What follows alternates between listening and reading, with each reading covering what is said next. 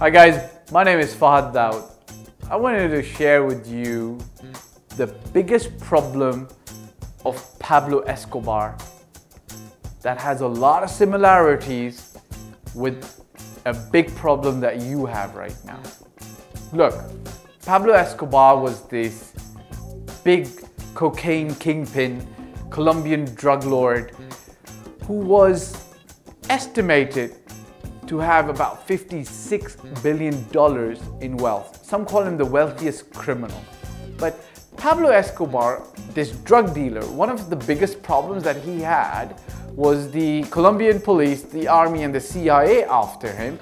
But an even bigger problem that he had was that all these billions and billions and billions of dollars worth of cash that he was collecting, where does he store it? Now obviously, Pablo Escobar couldn't just walk into a bank and just put it in the bank because they're going to ask him questions. So he ended up storing it in warehouses, burying it underground, putting it in sofas, between walls, and all kinds of innovative ways. But the biggest worry that he had was when he stored this money in these innovative but pay-as-you-go kind of schemes. The biggest worry he had was mold, rats, fungus, termites eating through the money, right? So essentially, billions and billions of dollars would go down to zero if he didn't or wasn't able to store it properly. Now, this is where there's a slight similarity in the cash that you've got stored away in your bank, right? Why is this? I remember back in 2008 and 2009 when there was this GFC, the global financial crisis, and Dubai suffered as well to a fair bit, to be fair. Everybody and their mother said, cash is king. Cash is king. If you got cash, you're king. Well, it's taken me about a couple of years to figure out that cash isn't king, to be honest with you. Cash flow is king. So if you've got cash invested in income generating assets that are giving you money on a daily or a monthly or a yearly basis, that's what is king. Do you know why cash on its own is not king? Simple. If you even take Dubai's got inflation between 2 to 6% per year.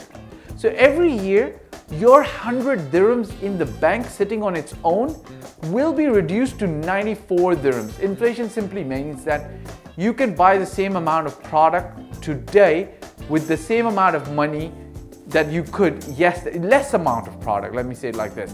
You can buy lesser amount of product today than you could with the same amount of money yesterday. Now, of course, if you put it in the bank, you might get a saving deposit, you might get a little bit of, let's call it profit coming from the bank, but most of the profit rates vary between 1 and 2.5%, sometimes 3%. You're still not going to hit the inflation mark and meet it, right? So when your cash is just sitting in the bank, ends up losing its value. So cash for me no longer is king. My money is invested in income generating assets. Now you can choose to generate income through many ways. Real estate is just one of them. You could have agricultural land, you could have a business, you could have shares in stock. Anything that gets you and generates income back to you is where the real money is at, right? Not just having cash, but investments where the inflow is coming back, which is why cash flow is king, right?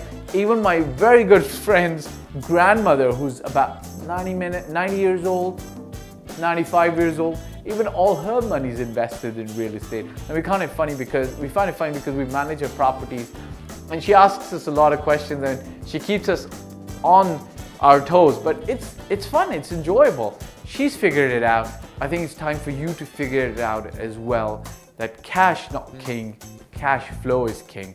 Invest it in an income generating asset. Let your money work for you so that your wealth can grow and multiply.